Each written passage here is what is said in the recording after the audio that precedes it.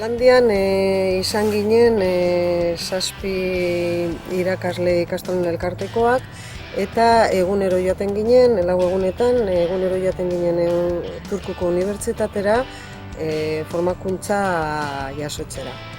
Orduan formakuntza horretan ikusi genuen alde batetik aputxu bat bakarrik, horietan oinarritzen da Kiba proiektu hau.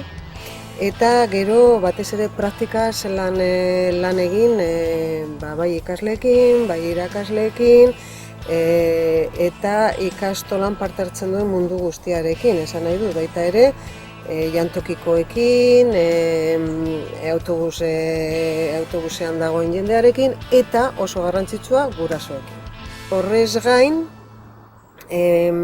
praktikak egin genituen, Kiba talde bat zelan eraman aurrera, Kiba taldea bada bullying kasu bat dagoenean zelan jokatu behar den, zer egin behar den, zer protokolo jarraitu behar den, orduan egin genituen hainbat roleplaying horren inguruan. Eta gainera ariketak ere egin genituen, ikasgaietan dauden ariketak praktikara eraman genituen, orduan nahiko konpletoa izan zen. Egon ginen zentro batean, eta hori beso garrantzitsua izan zen ikustea eskola horretan zelan eramaten zuten. Eta lehenengo gauza horreta eman zidana edo eman ziguna taldeari komentatu genuelako izan zen ikasle kopurua. Kopuru handiak dituzte. Ez da pentsatzen duguna, klaseetan daudela dozena batekin ez. 29ko talde bat zen, ni egon nintzen taldeaz, banatu gintuzten. 4. maila, lehen hezkuntzako 4. maila zen, 29 ikasleekin, eta hainbat kulturetako ikasleak zeuden. Esan nahi dut, Hego Amerikako ikasleren bat zegoen, Alemaniako besteren bat, Arabiako hainbat ikasle, launeska edo zeuden zapia buruan eta dena, eta halako giro batean zelan eramaten zuten. Eta egia esan da, oso modu sencillo eta simplean eramaten dute aurrera, eta horrela eraman da, emaitzak badu, edo programak ematen ditu emaitza honak, bullyinga jaitsi delako azken urte hauetan Finlandian nahiko, uste dute nahikotxo ikasi dugula eta hemen implementatzeko modukoa dela. Egin behar duguna da, 52 ikastolen elkarteko 52 ikastoletan, parte hartuko duten ikastola hauetan, zabaldu, prestakuntza egin. Eta horren antolaketa egiten ari gara 7ko taldean.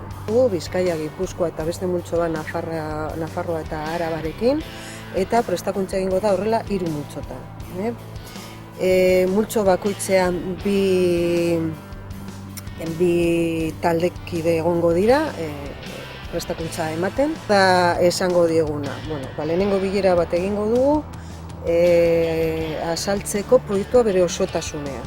Horrek esan nahi du, nondik datorren, zer landu behar den, parte hartzen duen jende guztia, zelan formatu behar dugu, laneko osotasun bat proiektuarena.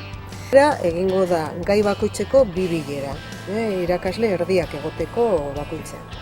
Orduan, lehenengoa izango da unitateak, azalduko zaizkie, 2 unitate daude, eta unitate bakoitzarekin lotuta 10 ikasgai.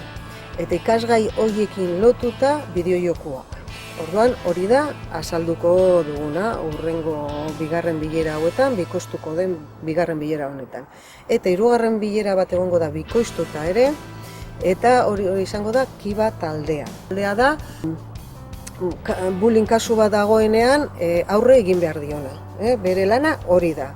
Orduan, zelan egin aurre, zelan eraman kasuak, protokolo guztiak bete, paperak bete, horretan trebatu behar ditugu Kiba taldeko partaideak, ikastola bakoitzeko Kiba taldeko partaideak. Gero, ikastola bakoitzean, ikastola bakoitzeko Kiba arduradunak egin beharko ditu beste bilera batzu. Alde batetik, orokor bat irakasle guztiei azaltzeko programa bere osotasunean, beste alde batetik gurasoekin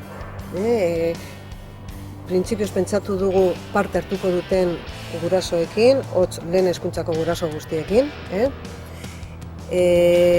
Horiei hor azalduko zaie gida bat dutela eurentzat sortuta, gurasoentzat sortuta gida bat izango dute interneten, eskuragarri edozein momentutan, aholkuekin zelan egin aurre, bai zure seme-alaba biktima, bai erasotzaile edo bai ikuslea bada, halako kasu batean zelan egin aurre horreri eta zelan landu hainbat gauza, zure seme-alabarekin. Eta zein dabe jarraitu behar duten protokoloa ikusten badute lin kasu bat dagoela, ez bakarrik euren seme-alabengan, baizik eta inguruan. Orduan nahiko ondo dago.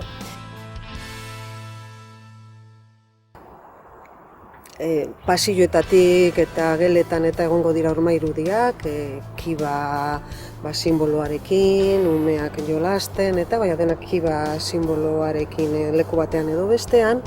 Eta beste alde batetik begirale guztiak, bai jolas orduan daudenak, bai autobusekoak, jantokikoak, begirale guztiak eraman beharko dute txaleko bat, kiba txalekoa deitutakoa, edo lekuren batean arazoak badaude txalekoarekin, insignia bat edo zerbait kiba adierazteko. Zertarako, etengabe presente izateko eta begitan izateko kiba ikastolak garela eta kiba ikastoletan ez dela bullyinga onartzen. Orduan paisaia aldatuko da zentzu horretan, egongo dela, eta gero ikasgeletan be zelan aldatuko da paisaia balde batetik. Egongo dira kiba txartela, dudarik gabe, konstanteki hori eukitzeko buruan, baina gero ikasgai bakoitzarekin arau bat aterako da. Orduan, lehenengo unitatearekin uste 8 arau ateratzen direla. Eta 8 arau horiek egon beharko dira gelan nonbait argi ikusteko. Arau horiek noski bullyingarekin lotutako arauak dira. Dagoena da, eta horrela da gauza guztietan, eta honetan ere, dudarik gabe, gurasoen implikazioa eta gurasoen konfiantza ikastoletan eta ikastoletan lan egiten duen irakasleengan ezinbestekotzat jotzen dugu. Alde batetik, konfiantza eduki behar dute, gu gai izango garela edo egingo dugula ahal dugun eta onena kasuak aurrera ateratzeko. Ez ditugula edozein modutan egingo, baizik eta modu sistematiko batean, modu batean non probatuta dagoen efikazak direla, eta hori alde batetik, eta beste alde batetik konfiantza etortzeko eta esateko. Bai bere seme-alaba biktima den, bai bere seme-alaba erasotzailea den, edo bai bere seme-alaba ikuslea den. Guk ez dugu inor epaituko. Ez da esatea erasotzaile bat da eta txarra da, ez dute eduki behar horren beldur. Guk egin nahi duguna proiektu honekin da aldatu jarrerak, eta lortu biktima dena dudarik gabe lagundu, eta besteetan bai ikusleengan eta bai erasotzaileengan aldatu jarrerak. Kontura daitezen zer gertatzen ari den eta eurek zelan aldatu dezaketen batzuk lagunduz eta bestea aldatuz eta beste modu batean portaera izaten.